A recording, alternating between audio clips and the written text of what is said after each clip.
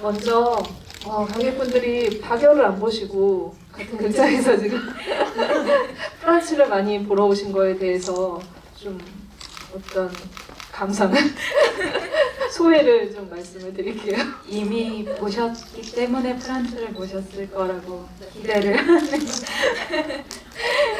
네. 오늘은 또 출연하신 영화가 아니라 다른 영화로 이렇게 관객분들과 만나게 됐는데요. 어떤 의미에서 또 이 영화를 좀 지지를 하고 이 영화에 대한 얘기를 관객분들과 나누고 싶으셨는지. 사실 제가 제 영화가 아닌 GV가 처음이거든요. 네, 첫 질문입니다. 그래서 사실 제가 나와서 이렇게 기자님과 어떤 이야기를 할 수 있는지 사실 조금 누가 되지 않을까 생각도 있었는데, 제가 오종 감독은 20대 초반부터 좀 쭉 봐오던 프랑스 감독이고 워낙에 유명하기 때문에 여러분도 잘 아셔서 보셨겠지만 사실 저는 이제 오종의 초기작을 좀 많이 좋아했었어요. 그런데 이제 2013년에 이더 하우스 이 영화를 보고 조금 실망을 했었던 적이 있어서 그 이후로는 사실 좀 최근 3년 동안은 안 챙겨봤었거든요. 네. 좀 예정이 식으셨었군요. 조금 식었었어요. 근데 프란츠에 대한 어떤 예고편과 흑백 영화라는 점, 그리고 기존 오종 영화랑 좀 많이 다르다는 이야기를 들어서 좀 궁금하기도 했었고, 또 기자님과 함께 하고 싶기도 해서 이렇게 왔습니다. 네, 이준익 감독님 작품 동주에 이어서 또 최근에 박열에 출연을 하셔서 알겠지만 이준익 감독님도 워낙 빨리 많이 만드세요. 근데 지금 말씀하신 것처럼 오종도 끊임없이 영화를 만드는 감독 중에 한 명의 감독이죠. 그리고 말씀하신 것처럼 좀 부침도 있는 것 같아요. 그러니까 초반에 굉장히 오종을 또 좋아했다가 또 좀 아닌 것 같은데 오종의 어떤 색깔이 정확하게 있는데 그것에서 좀 벗어나는 것 같은데 이런 생각들도 좀 하시는 분들도 있으신 것 같고, 그러면서 애정이 식었다 아니면 또 좋아졌다 이걸 반복하는데 워낙 많이 만들기 때문에 지금 20편 정도의 장편을 만든 감독이기 때문에 여러분들의 어떤 그런 그 평가들이 충분히 바뀔 수 있는 그 현재 진행형의 감독이라는 생각이 듭니다. 그래서 프란츠도 그런 의미에서 조금 주목을 하게 되는데 전 좀 이번에는 달랐다 이런 느낌이 들더라고요. 소재의 선택이 특히 좀 달랐다라는 네. 생각이 들었어요. 이 시대를 해보신 적이 없었던 것 같아요. 그렇죠. 네. 1918년, 19년 이럴 때.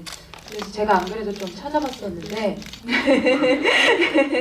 근데 흑백으로 찍었던 이유가 이 시대를 처음 찍는데 이 시대의 자료들은 주로 흑백이기 때문에 흑백으로 찍는 게 더 리얼리즘과 가깝지 않을까라는 생각을 했다. 이런 인터뷰가 있더라고요.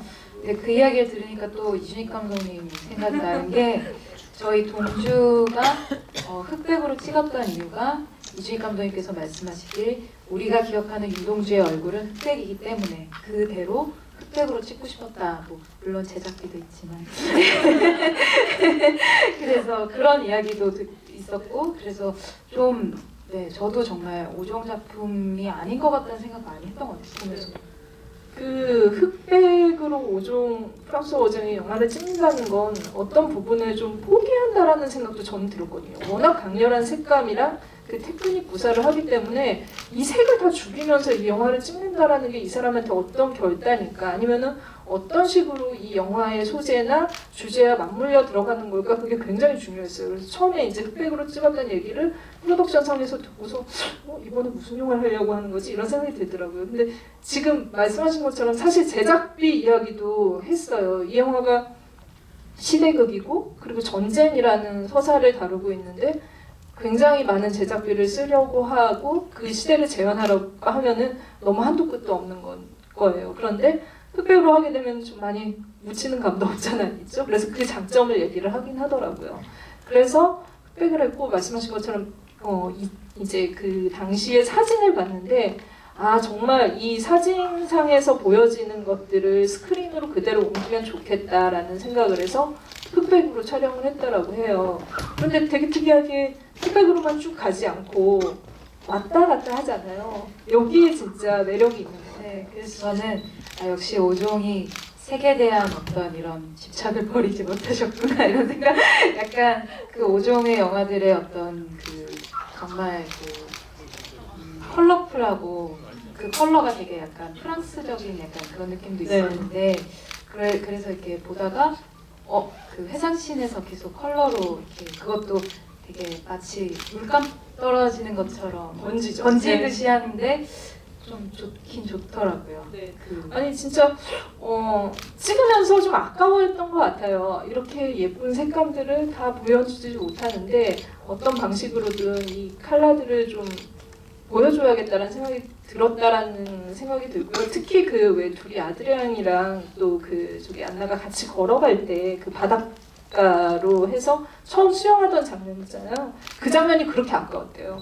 칼라로 보여주지 못하는 게 너무 아름다운데 이걸 내가 흑백으로 죽여야 한다는 게 아쉬웠다고 하더라고요. 근데 진짜 흑백 촬영 경험이 있으셔서 알겠지만 배우들한테도 좀 안타까운 부분들도 있잖아요. 그때 동조하실 때도 네. 되게 표현하고 싶은 게 많았는데 흑백에 묻혔다 이런 얘기도 제가 들었었는데. 그쵸. 약간 이제 예를 들어 의상이나 어떤 이런 부분에서 좀 보여주고 싶었던 뭐 예를 들어 동주에서 쿠미 같은 경우는 마지막 씬에서 윤동주를 기다리면서 윤동주와의 마지막 만남일 수도 있다는 생각에 분홍색 옷을 입었으면이라는 생각을 했었고 이제 의상 팀장님과 동의를 했었었는데 당연히 근데 우리 흑백이잖아 이런 얘기 했었거든요. 그래서 스틸 사진에 남겠지 이런 얘기 했었어요 진짜.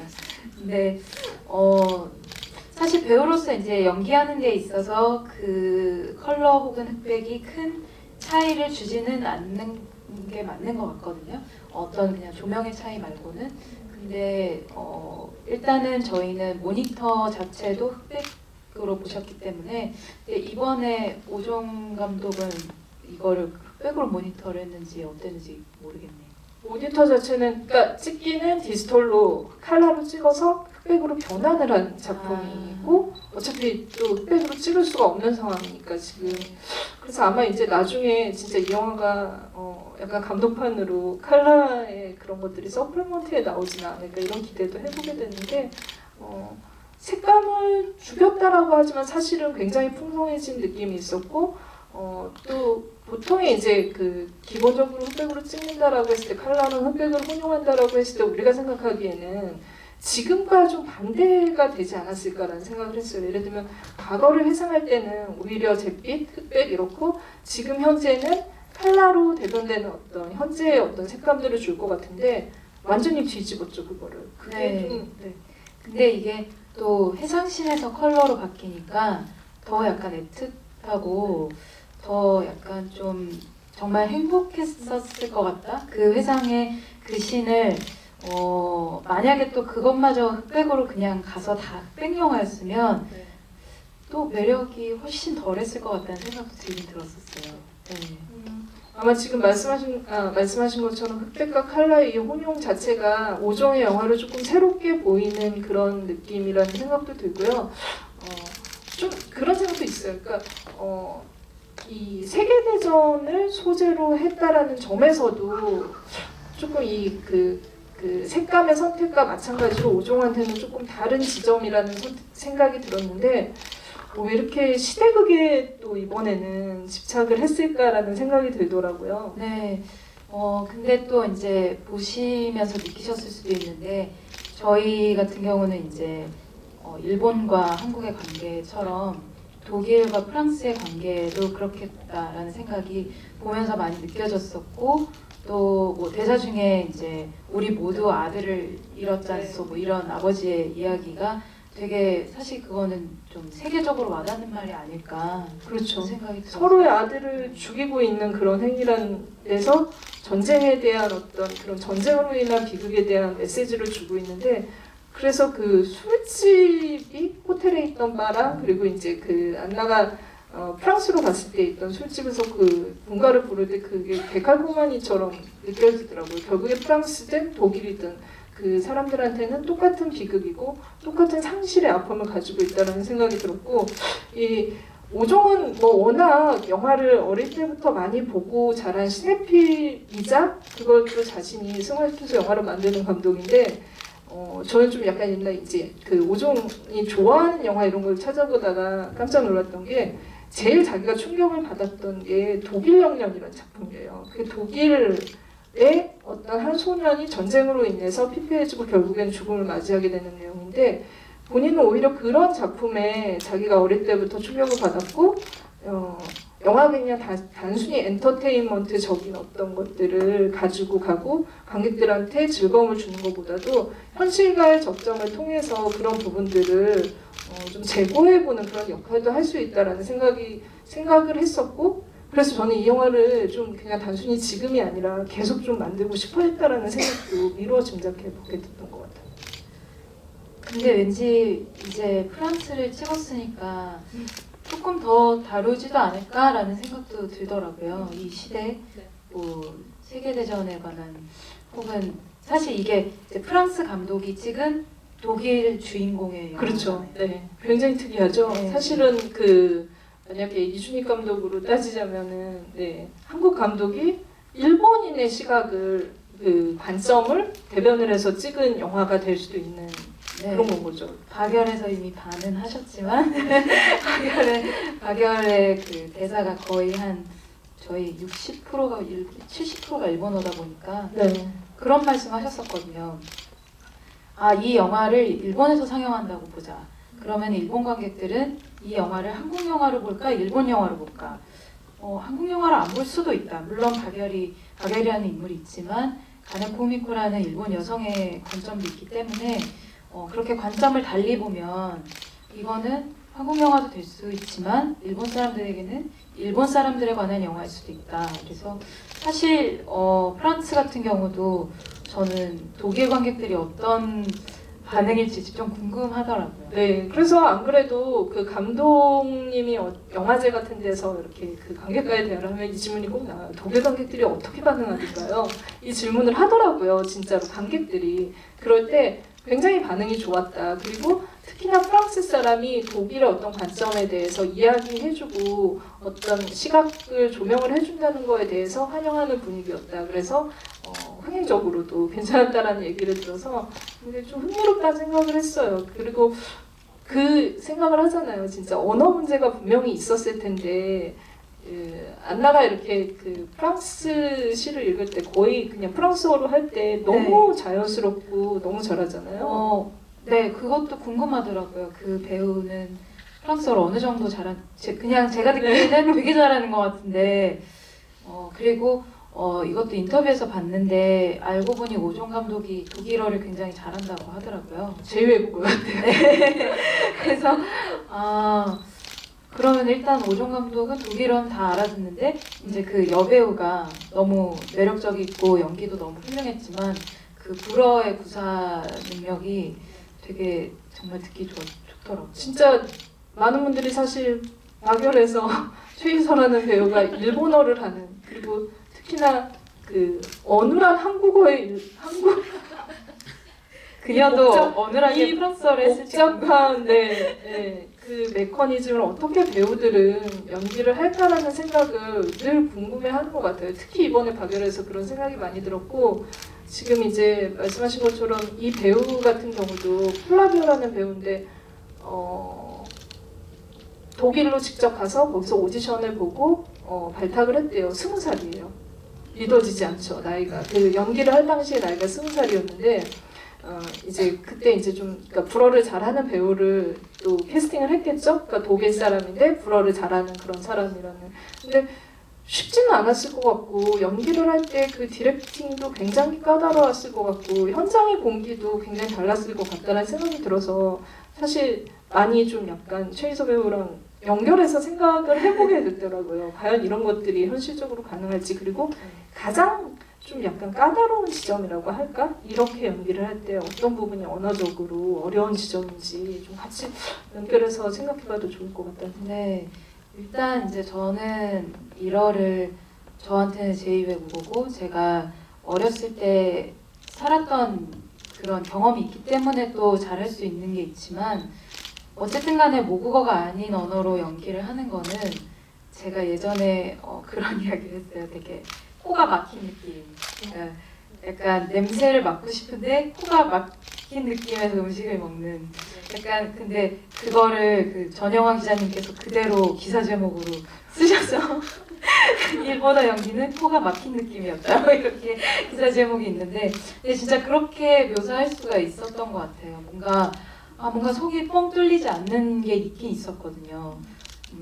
정말 한국말로 하면은 더 잘할 수 있을 것 같다는 부분들이 있었죠. 특히나 좀 더 감정적인 부분들.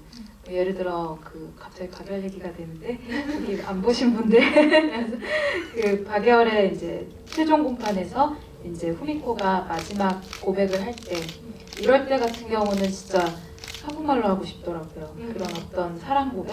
코가 막혀 있으니까 빨리 뻥 뚫리고 싶어.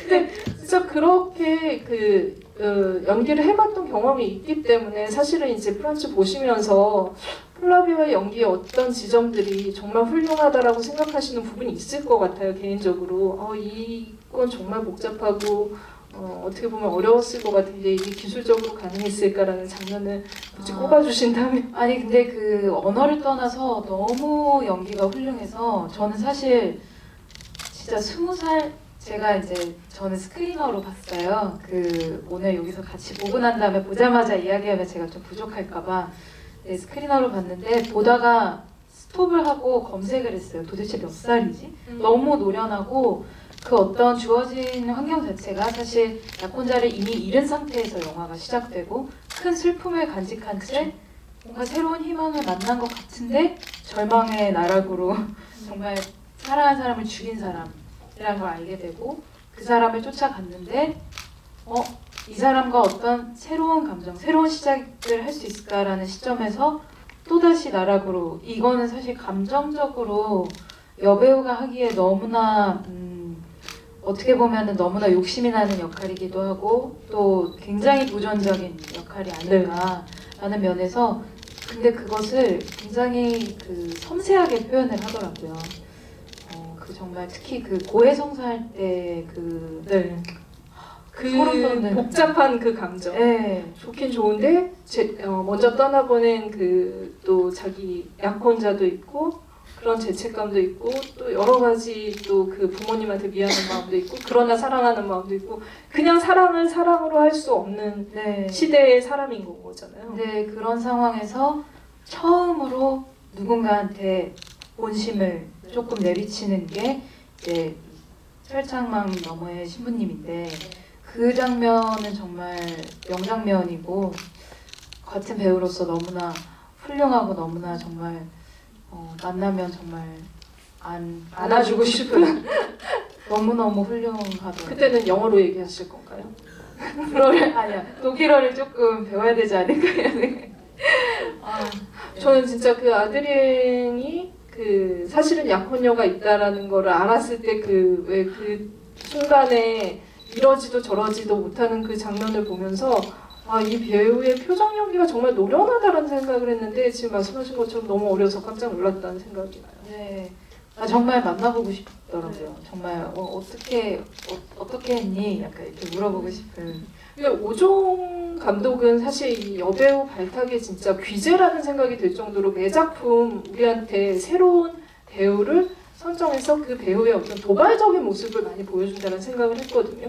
여러분들이 아시는 8명 여인이나 아니면 스위밍풀이나 이런 데서 굉장히 많은 배우들을 좋은 배우들을 많이 볼 수 있었죠. 근데 이번에는 그런 섹슈얼한 모습보다는 지금 말씀하신 것처럼 표정을 많이 드러내지 않는데 사실은 그 마음을 다 읽을 수 있는 연기를 한다라는 그 원숙한 연기를 한다라는 점에서 이 배우가 더 주목이 됐다는 생각이 들어요. 그리고 이 영화가 되게 신기한 게 그러니까 어떻게 보면 처음에는 이 아드리엔이라는 남자의 미스테리함 이걸 따라가는 것처럼 구성이 되어 있잖아요.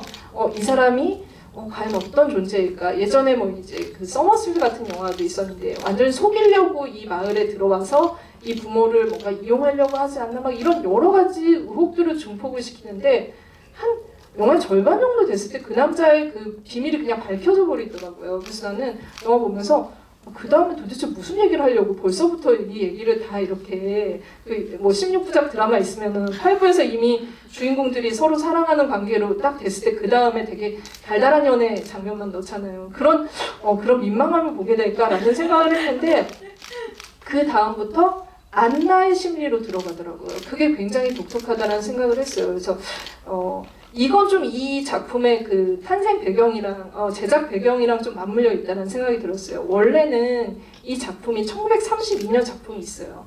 내가 죽인 남자라는 작품이 있었는데 그때 이제 그 영화는 진짜 말 그대로 그 아드리앵이라는 어떤 그러니까 다른 이름이었죠. 그 남자의 어떤 심리만 따라가는 76분짜리 드라마였어요.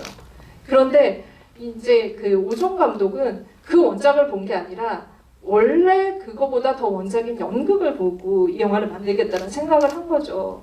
근데 나중에 보니까 너무 유명한 감독이 이미 만든 영화가 있었다. 그러니까 나는 이렇게 훌륭한 감독이 만든 영화에 훼손을 하거나 아니면 내가 감히 이걸 만드는 건 좀 아닌 것 같아 하고 살짝 포기를 했었대요. 그러다가 아니다. 나는 관점이 다르다라는 생각에 이제 그 안나의 시점 따라가면서 얘기를 했죠. 그래서 지금 그 플라비아의 역할이 굉장히 중요하고 그 여성 네. 캐릭터가 더 돋보이고 색다른 시각을 보여준다는 생각이 들었어요. 그리고 또 그 거짓말을 했다는 그러니까 아드리엔이 거짓말을 했다는 것을 알고 난 다음에 안나 또한 거짓말을 하게 되잖아요. 그렇죠. 네. 부모님한테. 거짓말이 진짜 격경이 네. 쌓이죠. 그리고 끝까지 그 프란츠의 부모님한테는 거짓말을 하잖아요. 이 사람이랑 잘 지내고 있다. 그래서 저는 그게 정말 어떤 이 영화의 백미인 것 같았어요. 그 선의의 거짓말이라고 네. 했죠. 네. 그리고 또 그런 심리를 계속 이렇게 따라가는 그 감독의 시선이 사실 여자 배우로서 정말 맡을 수 있는 최고의 그 캐릭터가 아닐까 이런 생각을 했었어요. 저는 이제 어쨌든 이 캐릭터들이 영향을 받는 게 본인의 어떤 심리라기보다는 이건 시대의 어떤 아픔에 의해서 조금 억눌려지는 그런 측면이 있잖아요.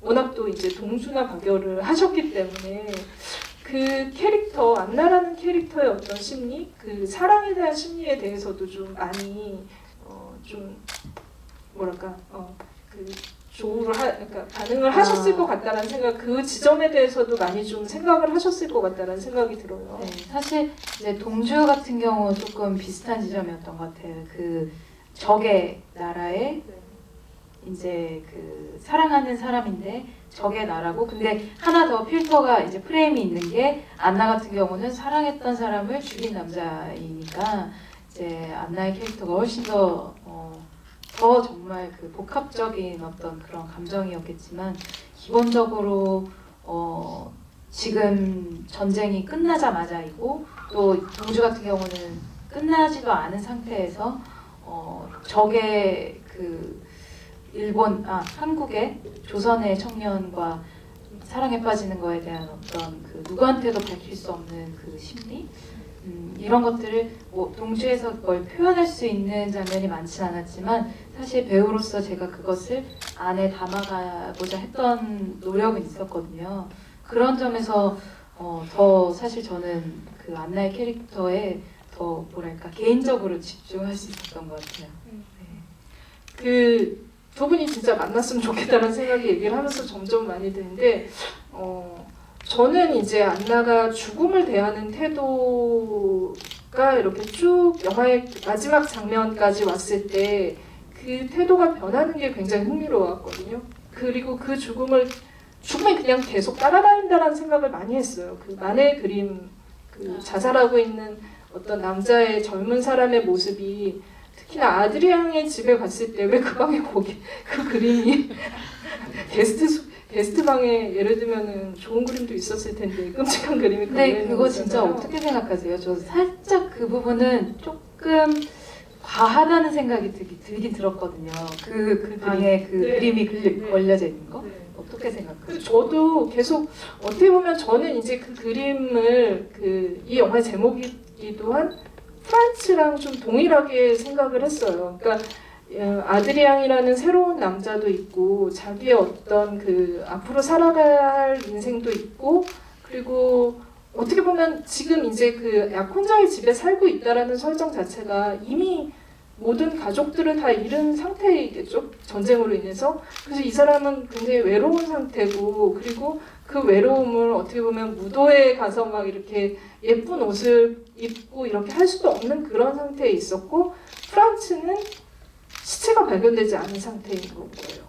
그러니까 언제쯤 돌아올 수 있다라는 생각을 그 대사를 하잖아요. 그러니까 정말 이 사람이 언젠가 문을 열고 들어올 것 같아라는 대사를 할 정도로 지금 자기의 어떤 심리적인 안정감이나 행복을 마음껏 누리지 못하는 상태로 몇 년을 상복을 입은 채로 살고 있는 사람인 거죠. 그래서 죽음이 계속 떠다니고 있는데 그 그림이 정확하게 그걸 대변해주는 상태라고 봤어요. 그래서 이 사람이 독일에 갔을 때도 그 그림이 쫓아다니고 있구나, 물귀신처럼 그런 생각을 했는데 이게 계속 흑백으로 이 사진이 나오다가 그림이 나오다가 마지막에 가면은 완전히 그 피의 그 선연한 것들이 나오면서 칼라로 변하면서 마지막에 이제 그 안나의 얼굴이 네. 표정의 변화가 가장 극적으로 드러나잖아요. 네. 거기서는 죽음이랑은 완전히 다른 모습으로 보여지더라고요.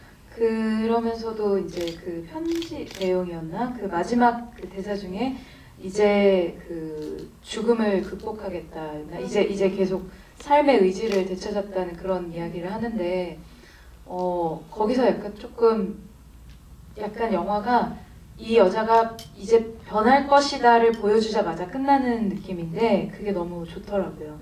특히 그런 그녀의 얼굴이 클로즈업으로 컬러로 보여진 게 처음이자 마지막이었고, 그렇죠. 약간 렌즈를 보면서 웃는 듯한 되게 생기 있는 미소를 짓는데 살짝 섬뜩하기도 하면서 저는 되게 좋았어요. 근데 네, 오종의 미스터리의 어떤 그 대미를 장식한 장면이 아니었을까 싶은데 사실은 진짜 그 마지막에 그 클로즈업 컷에서는 이제는 프란츠라는 남자도 내 마음속에서 떠나보내고 그 사람의 어떤 그것들을 그러니까 잘 떠나간 모습을 보여주고 아드리앵도 사랑은 했지만 더 이상 이제 현실적으로 불가능하다라는 걸 알고 그 남자도 떠나보내고 이제는 새로운 사람을 맞을 마음의 여유, 공간 같은 게 생겼다라는 거를 보여주는 그런 장면이 아니었나 싶고 그래서 제일 좀 그 칼라가 선명하게 들어간 장면도 그 마지막 장면이 아닐까 싶습니다. 그리고 그 마지막에 그 만의 그림을 향해 걸어가는 그 발걸음이 네. 엄청 도도하잖아요.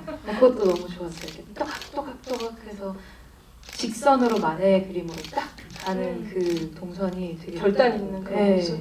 그러니까 이제 마음의 결정을 했다 이런 거죠. 난 더 이상 좀 휘둘리지 않고. 그리고 저는 그러니까 다 불쌍하다라는 생각은 많이 들고 있어요. 이 사람들이 다 희생, 전쟁이라는 어떤 상처를 가지고 살아가고 있고 그 굉장히 연민이 느껴지는 캐릭터라는 생각이 드는 게 아드리엔 같은 경우도 좋아하는 여자일 수 있겠죠, 안나가. 그러나 약혼자가 있고 그 약혼자는 전쟁으로 자기 오빠를 잃었고 가족이었고 어머니도 외롭게 분명히 굉장히 대저택 성 같은 집에서 살고 있지만 외롭게 지내고 있을 텐데 모든 게 좋은 게 좋다라는 식으로 결정할 수밖에 없는 시대의 공기에 짓눌려 있는 사람이라는 거죠. 그래서 그 비극의 한가운데에 있는 사람들을 그리고 있다라는 점에서 굉장히 좀 이 모든 사람들이 좀 애틋하고 안타깝고 그런 느낌이 들더라고요. 안나 얘기만 했지만 아드리엔 같은 경우 근데 그 너무 캐스팅 잘한 것 같지 않나요? 그쵸? 네. 정말 그 처음에는 되게 날카롭고 우수에 차이는 것 같았는데 이제 나중에 가면 갈수록 특히 그 약혼자가 나오니까 그렇게 우유부단해 보일 수가 없는 모르겠어요. 제가 여자라서 그런지 너무 갑자기 미워지더라고요. 근데 말씀하신 것처럼 어쩔 수 없는 그 상황이 있지만 네. 캐스팅 잘했던 것 같아요. 이미지가. 네. 아니 입생호라 보신 분들은 거기서의 모습들도 많이 기억하실 거예요. 근데 저는 이제 오종이 좀 심어놓은 어떤 그 미스테리한 기운 중에 하나가 이 배우를 캐스팅하는데 굉장히 그 연결지점이 있다는 생각이 들었는데 완전히 남성적인 그 배우를 캐스팅을 하지를 않았어요. 그리고 지금 말씀하신 것처럼 약간 우유부단하다라는 얘기도 했는데 진짜 저 끝까지 이 사람 잘 모르겠더라고요. 이 남자 진짜 누구 좋아하는 거지라는 생각이 자꾸 계속 의문이 가지면서 제일 유력한 사실은 그 용의선상에 있는 제 플롯은 프란츠를 좋아했을 것 같다라는 생각이 드는 거예요. 맞아요. 물론 이게 거짓이 겹겹이 쌓여있기 때문에 진짜 그 칼라가 이 사람의 아드레인이 만든 거짓인지 진실인지 우리는 아무도 몰라요. 정말 만났을 수도 있고 정말 루브르를 갔을 수도 있는데 그때 프란츠랑 사귀었을지 안 사귀었을지 모르겠지만 본인이 분명히 좋아했을 것 같다라는 거는 복선으로 깔아놨어요. 그리고 오종은 끝까지 그걸 아니다, 맞다 이런 것들을 해결을 해주지 않고 그냥 끝내더라고요. 그리고 그 전장에서 둘이 포개져 있을 때 약간 좀 저만 느낀 거 아니죠? 포개졌다라는 맹사가 굉장히 와닿네요. 아니 그 둘이 이렇게 그 폭탄 때문에 이렇게 딱 이렇게 엎어져 네. 있는데 그 모습이 되게 부감으로 보이면서 네. 약간 그때 저는 이거 약간 그러니까 아드리엔이 프란츠를 좋아했던 건가? 라는 그런 생각이 딱 들었었거든요. 저도 그 네, 장면. 사실 안나는 되게 절절한 느낌이나 흔들리는 모습 그리고 좀 약간 그러니까, 변화하는 모습들을 이 표정을 통해서 보여주는데 아드리안은 그런 게 없어요. 그러니까 많은 장면에서 오히려 좀 프란츠를 그리워한다라는 생각이 들고 대사들도 그런 대사 진짜 많았었어요. 그래서 이게 정말 없지만 공기 중에 떠다니는 이 프란츠라는 존재가 이 영화에서 어떤 방식으로 활용되어 왔는지를 보면은 이 오종 영화가 가지고 있는 공간 안에서 계속 미스테리한 기운을 만드는 것들이랑 연결이 돼서 조금은 인물 사용도 그렇게 했다라는 생각이 들고 그래서 영화의 제목도 결국은 이 프란츠가 아니었을까. 그래서 프란츠도 한번 만나보고 싶은 생각이 들죠. 네. 사실 어떻게 보면은 한 번도 살아서 움직이지 않잖아요. 영화 안에서 계속 회상으로 꿈 안에 존재하기 때문에 저도 사실 이게 진짜 안나의 이야기인데 안나의 어떤 그 상처와 그 상처를 딛고 일어나는 어떤 성장 스토리인데 프란츠라는 어떤 이 아드리안과 안나의 어떤 두 사람의 매개가 되는 이 인물을 딱 제목으로 한 것 자체가 되게 그 감독의 어떤 그런 색깔을 보여주는 그런 면이 아닐까. 약간 그러니까 무서운 장면 연출을 잘해요. 저는 완전히 공포로 가도 굉장히 좀 잘 어울릴 것 같다는 생각을 하는데 저 이 영화에서 제일 좀 약간 좀 제가 두려웠던 장면 중에 하나가 자살을 시도를 하죠. 안나가 물에 들어가서 자살을 시도를 했다가 살아나고 그 다음 장면에서 이제 그 칼라로 변하면서 연주를 하고 있잖아요. 그리고 1층으로 내려가서 보니까 연주를 하고 있고 뒷모습인데 이렇게 고개를 돌렸을 때 이렇게 쫙 여기 마치 시체에 어떤 흙이 묻어 있는 것처럼 그때 커튼 걷는 소리. 그게 진짜 무서워요. 그냥 일반적인 커튼 걷는 소리인데 정말 이 영화의 그 기운, 미스테리한 기운, 이 아드리엔인지 프란츠인지 내 마음이 어디로 가고 있는지 이런 것들이 사람의 심리 안에 있는 것들을 공포로 끌어내는 능력이 정말 탁월하다라는 생각을 하고 제가 이제 사실 이제 순서상으로 프란츠가 이제 먼저 개봉을 하고 그 다음 작품 차기작 아직 이제 개봉은 하지 않았는데 올해 칸에서 그 경쟁 부분에 상영된 작품을 보고 왔어요. 근데 그 영화 같은 경우는 라망 두블레라는 작품인데 이 여자가 상대하는 남자가 쌍둥이 둔 남자인 거예요. 근데 어디로 가야 될지 모르고 이게 진짜 진실인지 아닌지도 모르는 굉장히 그런 섹슈얼한 그런 부분들을 보여주면서도 그 안에 공포감을 계속 가지고 가더라고요. 그래서 많은 사람들이 그리는 그러니까 세계대전, 1차 대전, 2차 대전 이런 전쟁 영화를 그리면서도 결국에 오종은 제일 깊숙한 사람의 어떤 그런 심리적인 곳 거기로 들어간다라는 생각이 들었고 그래서 좀 독특한 전쟁 멜로 드라마가 이번에 나왔다는 생각이 듭니다. 그래서 좀 오종의 또 색다르지만 여전히 오종의 그런 특징들을 가지고 있는 작품을 보았다라는 점에서 이 영화를 곱씹어 보고 싶은 생각이 들었어요.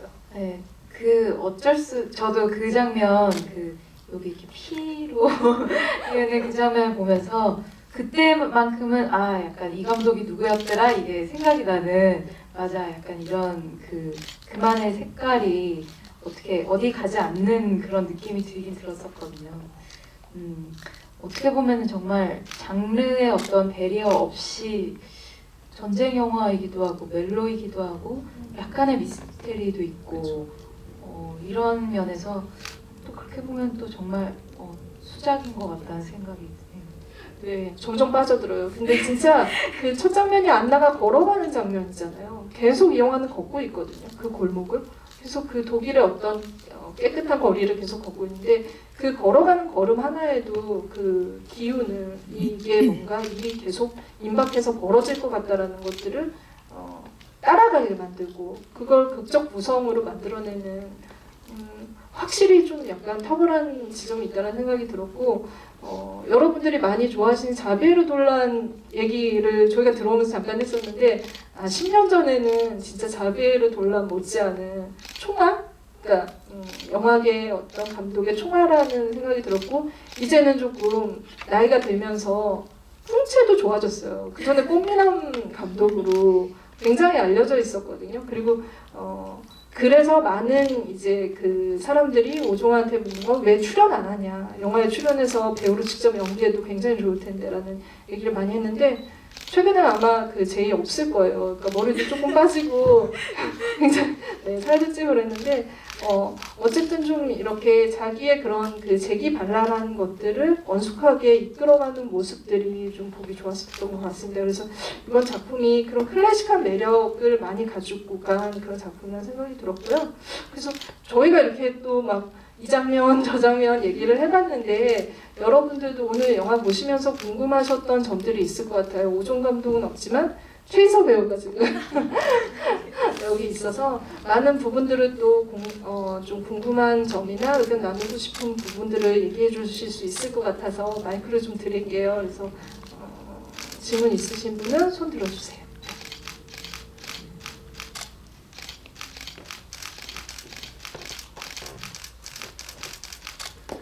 이전 기사였고요. 저는 발견 4번 봤습니다. 감사합니다. 네, 호주에서부터 팬이 된 것 같아요. 오종 감독 참 좋아하는데 요블레 작품은 아무래도 좀 소녀적인 작품이 나왔잖아요. 막장의 느낌. 최근 작품 중에서 제일 재밌게 본, 괜찮게 본 것 같고요. 저는 궁금한 지점이 그 만의 그림과 더불어서 쇼팽의 음악들이 나오잖아요. 만에는 아까 기자님께서 말씀하신 것처럼 약간 죽음의 인지 약간 좀 모티브를 가져온 느낌이었는데 쇼팽은 제가 맞게 느낀지 모르겠는데 약간 좀 예술성 상징하는 느낌인가 한번 생각이 들었는데요. 쇼팽 음악과 관련돼서 혹시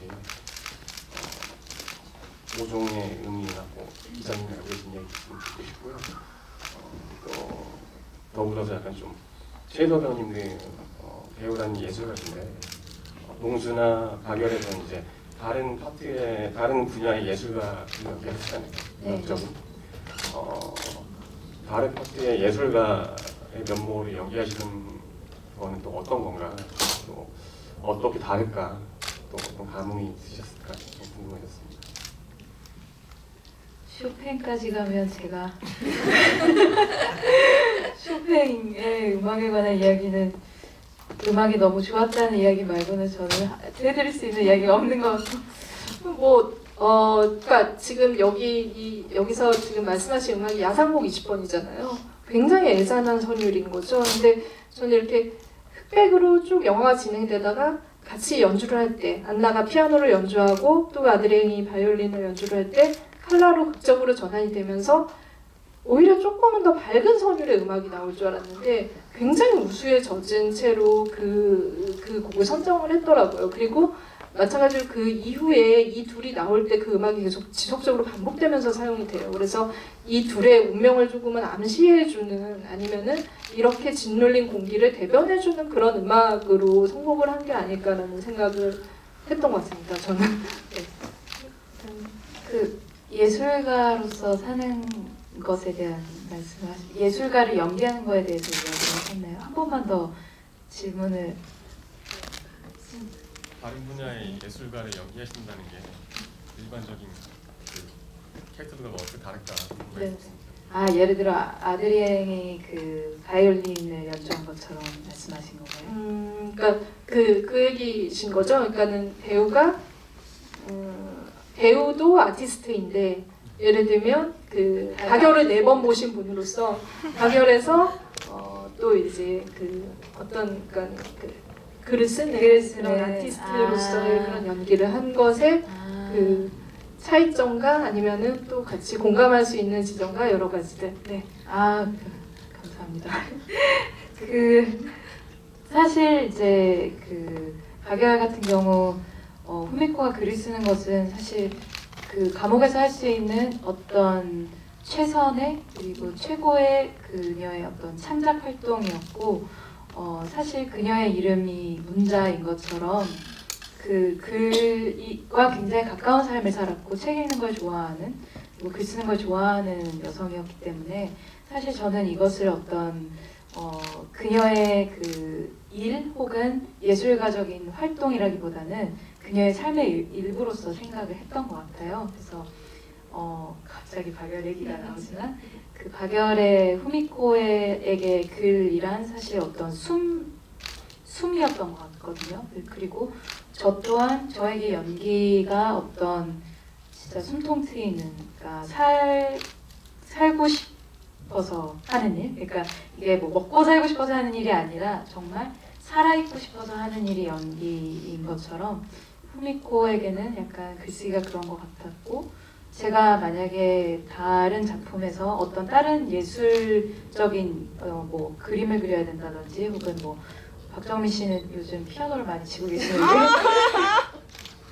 그렇게 좋아하세요? 정민 씨 팬인 그런 거를 보면은 나도 어떤 다른 예술 분야를 하게 되면 연기를 하게 되면 어떤 고충이 있을까? 하지만 기본적으로 갖고 있는 어떤 이것이 나의 삶의 길이라는, 이것이 나의 삶이라는 것에 대한 이해는 조금 있지 않을까 이런 생각이 드네요. 네, 박정민 씨 피아노 연습 많이 하시길 우리가 여기서 한번 기가 기대해주죠. 간지럽겠어요. 팬이 응원합니다. 좋아가지고. 네, 또 질문 하나만 더 받아볼게요. 네.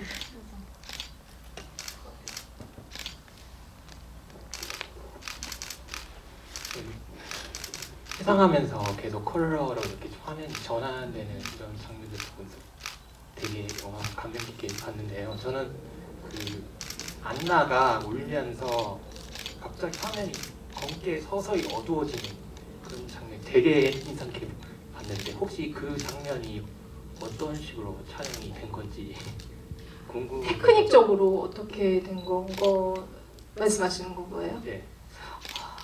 테크닉적으로는 제가 촬영 감독이 아니어가지고 저희가 생각에는 아무래도 디지털 색보정이 그쵸. 아닐까. 네. 컴퓨터. 그러니까 일단은 어쨌든 지금은 흑백 영화를 찍을 때 흑백으로 찍지 않아요. 그러니까 필름 자체로 찍는 영화가 거의 뭐 지금 크리스토퍼 놀란이나 아니면은 쿠엔틴 타란티노 정도밖에 없기 때문에 흑백으로 찍지 않고 일단 컬러로 찍은 다음에 그걸 이제 그 디지털 색 보정을 해서 그걸 변환을 하죠. 근데 이제 변환을 할 때 그 번지는 효과 같은 거를 주면서 분명히 그렇게 했을 것 같고, 그 기술적인 부분들은 좀 더 이제 그 후반 작업에서 만들어지는 거라는 생각이 후반 작업이 맞는 것 같고, 아무래도 뭐 저도 전혀 잘 모르지만 제 생각에는 CG 저거는 거의 네. 번지는 건 CG인 것 같다는 생각이 많이 들더라고요. 네.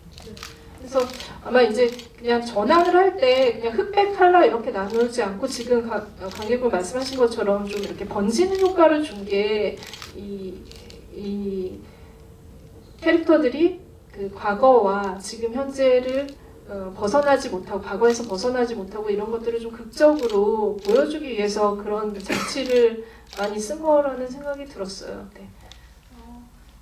지금 하나만 더 받아볼까요, 마지막으로? 네.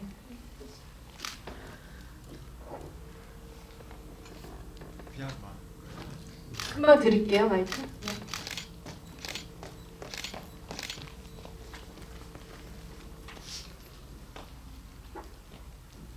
네, 대한민국 고3입니다. 학원을 못 들었어. 고3 아, 네. 네, 학원을 제끼고 왔습니다. 와, 최희서 배우님 때문에 오신 거죠? 네. 솔직히 영화에 네. 대해 관심은 없었는데 와서 많이 느끼게 되는데요. 제가 봤을 때는 이 영화의 키포인트는 거짓말이라고 생각을 하거든요. 그래서 좀 대충 적어봤는데 그 아드리앙에서 안나에서 거짓말하고 안나가 이제 프란츠에 보는 거짓말하잖아요. 근데 이게 선의의 거짓말이랍시고 얘기를 한다라고 생각을 해요. 근데 그 두 분께서는 선의의 거짓말의 바운더리가 어디까지라고 생각하시는지 좀 어려운 질문을 드리고 싶은데요. 불편하시면 답을 안 하셔도 될 것 같습니다. 아, 정말 고3의 미래가 밝은 것 같아요. 이렇게 똑똑하신 분 고3이시라니. 그러나 땡땡이를 쳤다는 거.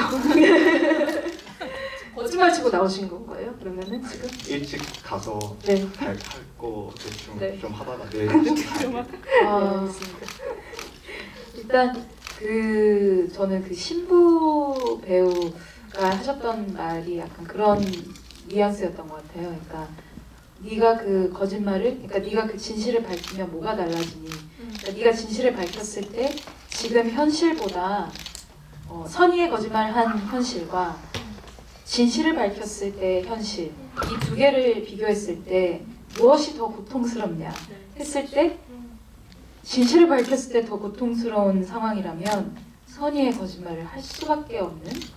그래서 저는 사실 그 고혜성 사신이 아까 배우의 어떤 역량도 좋았지만 약간 숨통이 트이더라고요. 그러니까 아 그래 저런 거짓말을 할 수밖에 없는 상황이잖아. 이거 어떻게 보면 관객분들께 조금 공감을 이끌어낼 수 있는 대사였던 것 같고 그 신부의 역할도 그렇고 제 생각에는 지금 현실을 고통스럽지 않게 하기 위한 선의의 거짓말은 선이다. 네, 영화에서 그 거짓말이 가장 진짜 드러나면서 사용되는 거는 그 편지예요. 부모님께 주는 편지가 둘 다 거짓말이었죠. 아들도 거짓말을 한 거고 그리고 아드랭도 거짓말을 했는데 굉장히 아이러니하게도 안나가 그 두 명의 거짓말을 중재하는 역할을 해줘요. 그런데 정말 지금 말씀하신 것처럼 이게 진실로 밝혀졌을 때 그 부부한테는 노부부한테는 굉장히 충격이 될 거고 더한 고통이 올 것 같다는 생각이 들었고요. 그런 의미에서 좀 인상적이었던 대사가 그 얘기 하잖아요. 그러니까 이미 우리는 너무 많은 죽음을 봐왔다. 더 이상 여기서 뭘 더 봐야 되냐라는 얘기를 하는데 이 선의의 거짓말도 그걸 막는 완충장치로 이 시대에는 사용이 됐다는 생각이 들어요. 이게 뭐 개인적으로 거짓말을 어디까지 용인할까 뭐 이런 거에 대한 대답이 아닐 수도 있는데 영화에서의 거짓말의 기능이라는 것들은 분명히 존재의 의미가 있다라는 생각을 했어요. 그리고 그렇게 하고 살아가야 되기 때문에 이 영화가 말하는 비극이 이 시대의 비극이 담긴 게 아닌가라는 생각을 저는 보면서 했습니다. 그래서 계속 이 거짓말이 끝까지 어디로 갈까라는 생각을 했을 때 그냥 계속 밝혀주고 싶은 거는 그냥 아드레인이 진짜 누구 사람이었을까? 저는 그 사람이 제일 거짓말을 많이 하고 있는 것 같아서 그 생각은 조금 드네요. 네. 그 질문은 오늘 여기까지 받아볼게요. 사실 프랑스어 오종 감독이 오지 않은 상태에서도 저희가 영화의 많은 장면들을 이렇게 얘기를 할 수 있었다는 건 이 영화가 많은 장면들 아니면 많은 주제적인 면, 소재적인 면 그리고 제작에 관한 어떤 얘기들을 나눌 수 있을 정도로 풍성한 얘기이기 때문에 가능하다라는 생각이 들었어요. 그래서 오늘 이렇게 같이 또 이렇게 최희서 배우가 얘기를 나누는데 관객분들과 처음으로 다른 영화의 GV를 한 소감이 어떤지. 저는 일단 기자님께서 너무 좋은 이야기 많이 해주셔서 제가 그거에 대한 제 생각을 조금 얘기할 수 있었던 것 같고요. 저 또한 이 영화를 스크리너로 보면서 그냥 영화관에서 볼 걸 이 생각 되게 많이 했거든요. 너무나 영상미가 훌륭해서. 그래서 앞으로 또 이런 기회가 있으면 관객분들과 함께 영화관에서 함께 보고 GV를 하는 것도 좋을 것 같다는 생각을 했고요. 제가 출연한 작품이 아닌 이런 다른 작품을 이렇게 GV하는 건 처음이었는데 이렇게 많은 관심 가져주시고 좋게 들어주셔서 너무 감사드립니다. 사실 이준익 감독님의 작품에 2번 연달아 출연을 하셨고 이준익 감독님 같은 경우 여성 캐릭터가 그렇게 작품에서 인상적으로 별로 나오지 않다가 최희서 배우를 만나면서 이제 좀 그런 가능성 물꼬가 트인 것 같다라는 생각이 들었어요. 그래서 앞으로 또 그 계획도 있으실 것 같은데 그 연기자로서 그러니까 GV 게스트가 아닌 연기자로서의 계획도 짧게 한 말씀 부탁드릴게요. 저는 그 9월에 촬영을 앞두고 있는 작품이 있고요. 영화이고 그 어떤 한 여성이 고시 생활의 끝에 몸도 마음도 피폐해져 있는 상태에서 왜 웃으시죠? 잘 어울리나요? 그 상태에서 러닝을 시작하면서 몸도 마음도 변하는 그래서 어떻게 보면은 이 한 여성의 그 굉장히 색다른 변화를 보실 수 있는 한 편의 영화가 되지 않을까 처음 말씀드린 건데 네, 오늘 밝히셨습니다. 여러분, 최희서 배우도 많이 사랑해주시고 프란츠도 많은 얘기 나눠주셨으면 감사하겠습니다. 오늘 끝까지 참석해주셔서 감사합니다.